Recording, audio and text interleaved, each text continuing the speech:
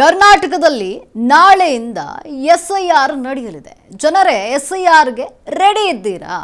ರಾಜಧಾನಿ ಬೆಂಗಳೂರು ಸೇರಿ ರಾಜ್ಯಾದ್ಯಂತ ಎಸ್ಐಆರ್ ನಡೆಯಲಿದೆ. ಮನೆ ಮನೆಗೆ ಬರ್ತಾರೆ ಮತಗಟ್ಟೆಯ ಮಟ್ಟದ ಅಧಿಕಾರಿಗಳು. ಎಸ್ಐಆರ್ ಪ್ರಕ್ರಿಯೆಯಲ್ಲಿ 59,050 ಅಧಿಕಾರಿಗಳಿರುವಂಥದ್ದು. ಕರ್ನಾಟಕದಲ್ಲಿ ನಾಳೆಯಿಂದ ಎಸ್ಐಆರ್ ನಡೆಯಲಿದೆ. ರಾಜ್ಯದ ಜನರು ರೆಡಿ ಇದ್ದೀರಾ? ರಾಜಧಾನಿ ಬೆಂಗಳೂರು ಸೇರಿ ರಾಜ್ಯಾದ್ಯಂತ ಎಸ್ಐಆರ್ ನಡೆಯಲಿದೆ. ಮನೆ ಮನೆಗೆ ಬರ್ತಾರೆ ಮತಗಟ್ಟೆ ಮಟ್ಟದ ಅಧಿಕಾರಿಗಳು. ಎಸ್ಐಆರ್ ಪ್ರಕ್ರಿಯೆಯಲ್ಲಿ 59,050 ಅಧಿಕಾರಿಗಳು ಭಾಗಿಯಾಗ್ತಾರೆ. 5,55,00,000ಕ್ಕೂ ಅಧಿಕ ಮತದಾರರ ಪರಿಷ್ಕರಣೆಯಾಗಲಿದೆ. ರಾಜ್ಯದ ಜನರು ಹೊಸ ಹೆಸರುಗಳ ಸೇರ್ಪಡೆಯನ್ನ ಮಾಡಬಹುದು. ಸತ್ತವರು, ಮನೆ ಖಾಲಿ ಮಾಡಿದವರ ಹೆಸರಿಗೆ ಏನೋ ಕೊಕ್ಕೆ ಭಾಗ್ಯ ಇದೆ. 2 ಕಡೆ ಹೆಸರು ಇದ್ದಲ್ಲಿ ಒಂದೇ ಕಡೆ ಮಾತ್ರ ಉಳಿಸಬಹುದು. ಗುರುತಿನ ಚೀಟಿಯಲ್ಲಿ ದೋಷ ಇದ್ರೆ ಅದನ್ನ ತಿದ್ದುಪಡಿ ಕೂಡ ಮಾಡ್ಕೊಳ್ಬಹುದು. ಇದಕ್ಕೆ ಮನೆ ಮನೆಗೆ ಬರ್ತಾರೆ ನೋಡಿ, ನೀವು ಅಲ್ಲಿ ಇಲ್ಲಿ ಹೋಗಬೇಕು ಅನ್ನುವಂಥದ್ದಿಲ್ಲ. ಕರ್ನಾಟಕದಲ್ಲಿ ನಾಳೆಯಿಂದ ಎಸ್ಐಆರ್ ನಡೆಯಲಿದೆ. ಇದಕ್ಕೆ ಜನರು ರೆಡಿಯಾಗಿದ್ದಾರಾ ಅಂತ. ರಾಜಧಾನಿ ಬೆಂಗಳೂರು ಸೇರಿ ರಾಜ್ಯಾದ್ಯಂತ ಎಸ್ಐಆರ್ ನಡೆಯಲಿದೆ. ಮನೆ ಮನೆಗೆ ಮತಗಟ್ಟೆ ಮಟ್ಟದ ಅಧಿಕಾರಿಗಳು ಭೇಟಿಯನ್ನ ನೀಡ್ತಾರೆ. ಎಸ್ಐಆರ್ ಪ್ರಕ್ರಿಯೆಯಲ್ಲಿ 59,050 ಅಧಿಕಾರಿಗಳಿರುವಂಥದ್ದು.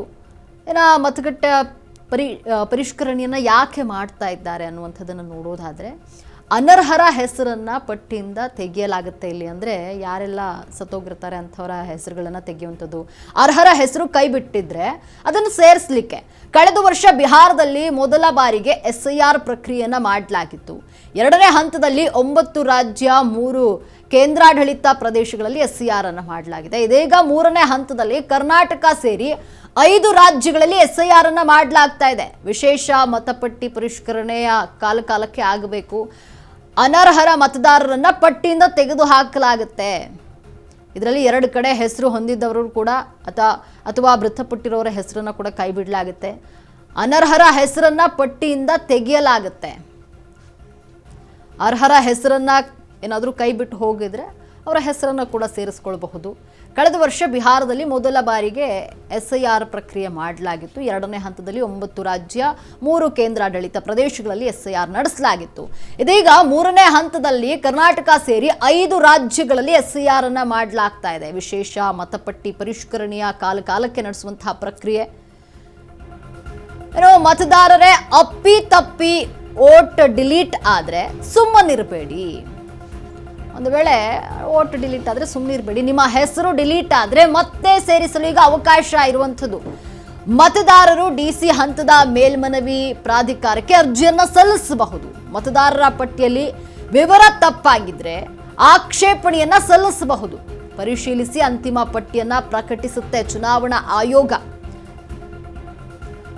ಒಂದು ವೇಳೆ ನಿಮ್ಮ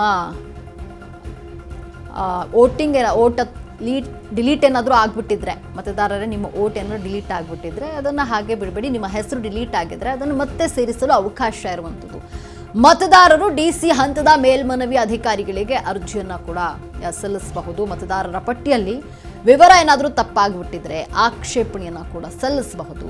ಅದನ್ನು ಪರಿಶೀಲನೆ ಮಾಡಿ ಅಂತಿಮ ಪಟ್ಟಿಯನ್ನು ಚುನಾವಣಾ ಆಯೋಗ ಪ್ರಕಟಣೆಯನ್ನು ಮಾಡುತ್ತೆ.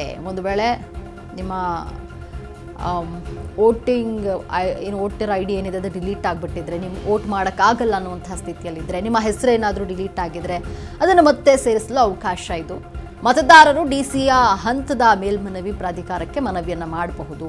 ಇನ್ನು ಮತದಾರರಿಗೆ ನೀವೇನು ಮಾಡಬೇಕು ಅಂತ ನೋಡೋದಾದರೆ, ಮನೆಗೆ ಭೇಟಿ ನೀಡುವ ಅಧಿಕಾರಿಗಳಿಗೆ ಖಚಿತ ಮಾಹಿತಿಯನ್ನು ನೀಡಬೇಕು. ನೀವು 2 ನಿಗದಿತ ಅರ್ಜಿ ಫಾರಂ ಅನ್ನು ಪಡೆದು ಅದನ್ನು ತುಂಬಿಸಿ ಒಂದನ್ನು ನೀವಿಟ್ಕೊಳ್ಬೇಕು, ಇನ್ನೊಂದನ್ನು ಅಧಿಕಾರಿಗಳಿಗೆ ಕೊಡಬೇಕು.